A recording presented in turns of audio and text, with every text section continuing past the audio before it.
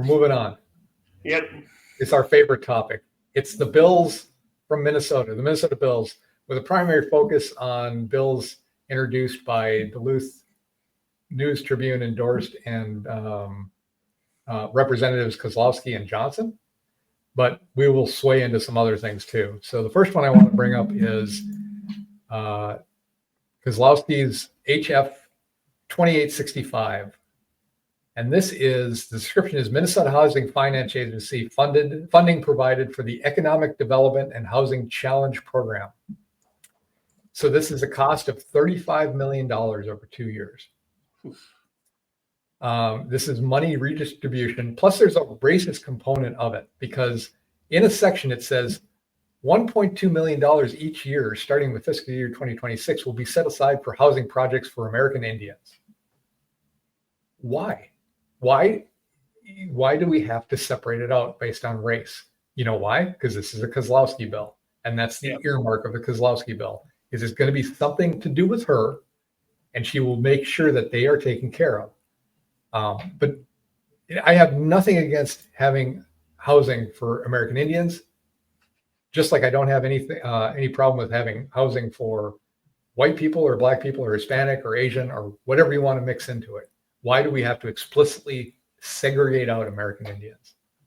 And this is a big chunk of money. This is $35 million over 2 years. The allocation ensures that a portion of the funding is dedicated to addressing housing needs within the American Indian community, while also allowing flexibility for the broader housing programs if those funds are not fully used. So it's segregating it out. If they don't use it, it'll still be back into this program. But that's the earmark of a true Democrat, is to separate people into groups. Right. You're part of this group, therefore you want this. Right. You're part of this group, and therefore you want this. Right. So they don't like individuals. Let me segue that into a really interesting study that I heard about. And I think I put it actually at the end of this document. Or it didn't. The Dartmouth SCAR experiment.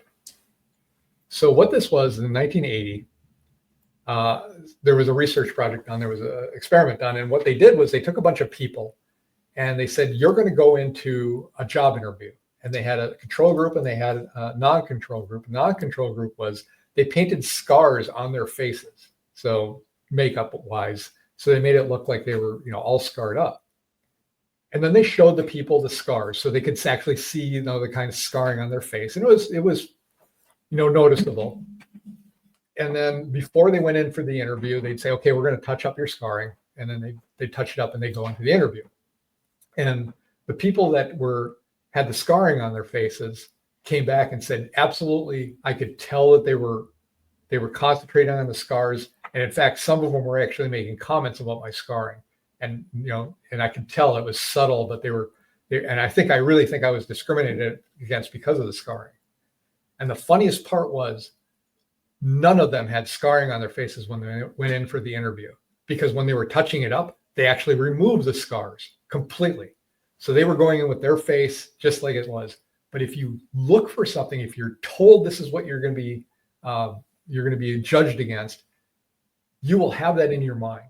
And this is a great example. This Dartmouth experiment is just a great example of how the people use attributes of other people to make sure that they're always looking for it. If you're told you're going to be discriminated against because of this thing, like you're wearing glasses today, Dave. Oh, well, people won't hire somebody who wears glasses. You're going to get it into your head. Right. But glasses is an easy thing to fix. Your skin color is not, your age is not, the number of limbs you have is not something you can change. So I thought it was really interesting and ties into what you were talking about, which is the Democrats. And I don't see the Republicans doing that too much, but they try to separate you out based on race. It always has to be a definer. There have to rich versus poor, black versus white, Asian versus white. It's always something to get their people riled up so that they only focus on that emotion. Right. And Elon is a unelected billionaire.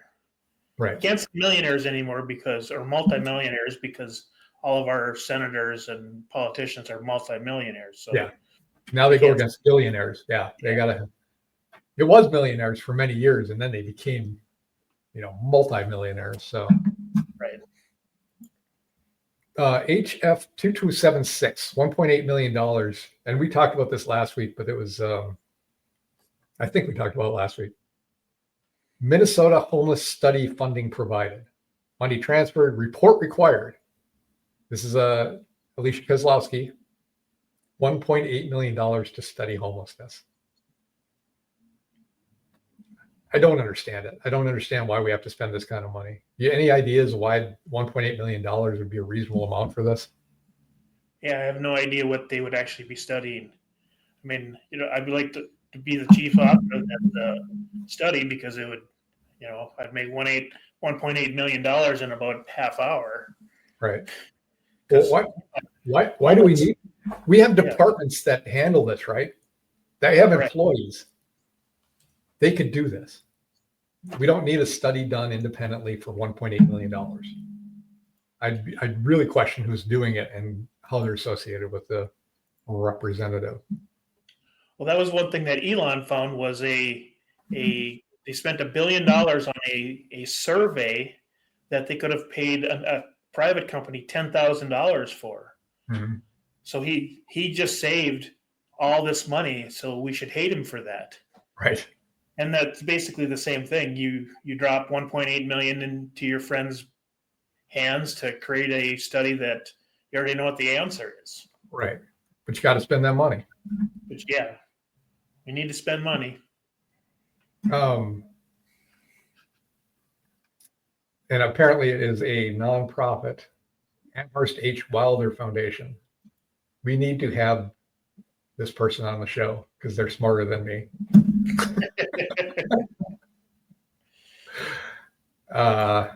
So good. Thank you for that. HF 3023. And then I'll tell you what it is, and then I'll tell you the cost. This is from Pete Johnson. Additional unemployment benefits for certain iron ore mining employees adopted. So this comes down to giving 6 months of unemployment to people that worked in the mine that were laid off. And the way you calculate the cost of it is you take the number of eligible workers times the average weekly benefits times 26 weeks. That's going to come out to a large chunk of change. Yeah. So I totally understand we need to, these miners got a bad thing. I know that one of the mining companies just laid them all off. How are they different from other employees in the state? Why is this special? Is this, and this is Pete Johnson, so he's not getting anything out of this from votes from West Duluth. And he's the only one on this bill as far as I remember. But why are they special? When somebody else gets fired and they get their reasonable amount of, they get their unemployment, why don't they get 26 weeks? And I'm not advocating to give everybody 26 weeks, my God, but I'm just saying, what makes these people, their misery, an extra special misery where they need to be taken care of especially? And they're all union people. Therefore, supposedly, I've never been in a union, but the union is supposed to be paying their unemployment, which is at a higher rate than they would get from the normal unemployment. I don't know that. Taking care of it. So do they get the union benefits plus the state unemployment benefits? I don't know. My understanding was they still get the state benefits. It's just when there's a strike or something, that's when the union kicks in to start paying them. But unemployment benefits are all on the state, which as a small business owner, I don't get to have because even though I pay into my unemployment insurance because I'm an employee of a company, I will never be able to take them. It's just it's the best. Let's see, HF 2927. The description: Great Lakes Aquarium capital improvements, funding provided, bond issued, and money appropriated. Pete Johnson, $1.059 million. And this is to pre-design, design, construct, and renovate improvements and betterments of a capital nature of the Great Lakes Aquarium. This appropriation includes money for major projects to preserve or replace mechanical, electrical, and water treatment systems, upgrades to utility systems, life-saving improvements, and exterior improvements to the facility's building envelope, parking and grounds. You know why they need this? Because if you take a look at their nonprofit and organizational system, they lose money almost every year. And their whole point is to foster understanding or greater appreciation for Great Lakes fish and life. Why are we funding this as a state?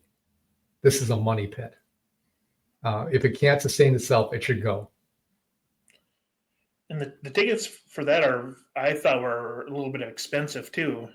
And they should be able to create enough revenue to pay for this stuff. Like a business. Like right? a normal business, yeah.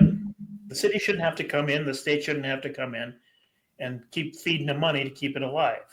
Right. Then you know you've got a problem and you need to fix the problem. The best way to fix it is to get rid of it, shut it down. It may be. I mean, or scale it back. Maybe you can't have what you have there. Maybe you don't need employees that make over $100,000 a year. You know? Right. I'm going to move on to HF 4956. Did I not? I think that's the wrong one. I still think that's the wrong number. I thought I fixed it. This is a cat decline one, so you can take this one. Well, it's it didn't take, but it's HF 1857, and it's for declined cats. They're going to they're introduced a bill to stop the habit of cutting or decline your cats. It's also made it to the Senate bill, so there's two exact copies, both on the Senate and the House in Minnesota, which is a good thing. One of the bad things is one of the authors is that Melissa Hortman, who's going to trial for supposedly trying to burglarize her relative's house. Allegedly. And so that's a problem. But the main thing of this bill was that it's not going to cost the state any money, but because it's only being authored by Democrats, are the Republicans going to be childish enough to not someone going to cross over to approve something like this for the sole fact that the Democrats in the last 2 years and this year haven't done a single thing, haven't even listened for a millisecond about what the Republicans wanted. Yeah. So do we have a house full of people that are, or a government full of children that, well, you didn't help me, so I'm not going to help you? Is that a rhetorical question, or are you actually seriously asking me that? Yeah. So you've got, this is a bill that's not going to cost any money. It's stopping some of the cruelty to animals. But why is it? It's not. I can guarantee it's not going to pass just because we have, the Democrats have become children this year. So, well, you're saying the Republicans are not going to do it either. So they're all children, is what you're saying. No, everyone is going to stand their ground. Everyone's going to be pig-headed, and fall in line for their party. Instead of helping the thing, it's going to be. We're going to. So let's put a tag in that. I'm going to talk about that whole issue in a little bit when we talk about the federal Senate. But that's where we're at right now. Is there's something that doesn't cost any money that would do some good, but because everybody is so party heavy that it probably won't get pushed through. Yeah. Let's move on to Minnesota Democrats. Senate Democrats passed resolution condemning the January 6th pardons by Trump. So this is what the Minnesota Senate thinks is important. This is what they spend their time on. They have nothing to do with this.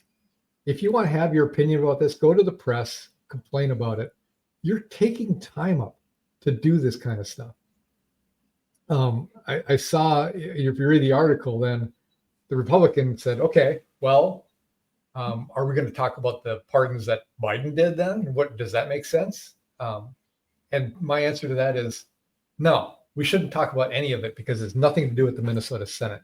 Stick to your job. Try to get something done this year that's helpful for the people of Minnesota, and stop trying to puff your chests out.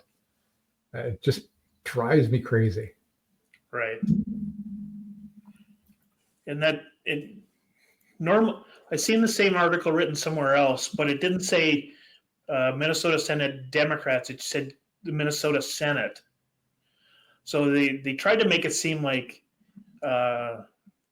it wasn't on party lines, but it was completely party lines. Oh yeah, for sure. Just because they have a one-person rule and they can control the Senate, they're gonna, now it's we can shove what we want down your throat. And right. Well, it's also just going back to our original topic too. You're just creating this aggravation again. Correct. People can be aggravated about it without your help. Just leave it alone, right? Do your job, stay in your lane, try to get something done for us. Please act like you care about us and not just yourself. Let's see. I'm going to go down and let's see. Oh, HF 3078. I think this is our last one. Acceptance of certain offers of deferred resignation made. Oof, this is really bad. I think somebody miswrote this. Do not constitute a quit from employment. So the bill reads like this: notwithstanding Minnesota statutes or any other law to the contrary, an applicant whose employer offered the applicant a deferred resignation and who accepted that deferred resignation after January 27th, 2025, and before February 13th, 2025, is eligible for all unemployment benefits according to Minnesota statutes. This is a Pete Johnson bill. That's fantastically specific. Yeah. So I want to do a little bit of diving on this one and go down to the money and who this actually is impacting and why Pete is so interested in this small time period and what happened at that time period. So gotta love Pete. He's probably more liberal than Alicia, and I'm shocked I'm saying that. I didn't know that was going to be possible. At least I can suss out what Alicia is doing. I mean, I'm Hispanic. I will do things for Hispanic people. I am Native American. I will do things for Native American. I'm LGBTQ. I'll do things for LGBTQ. Maybe I'll toss you a bone, City of Duluth, if you need something for your water, but I don't really care. I'm just going to do things for my Pete. I can't understand. He's all over the place. He's just, I don't know if his pages are writing bills and he just doesn't know about it, or he really understands this stuff. And this is not the guy that I talked to when he was running. I didn't expect to see this kind of propaganda coming from this guy. Yeah, because this is written just for federal workers, even though the federal workers are going to get a massive payout at the end of their, for resigning, basically. Yeah. Yeah, I'm just shocked.